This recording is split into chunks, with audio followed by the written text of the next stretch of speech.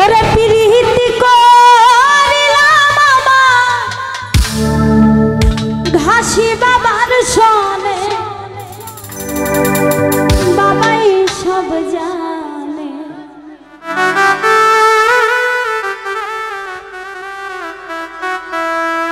শাহজাদাই আমি জীবন যৌবন দিলাম তোর চরণে,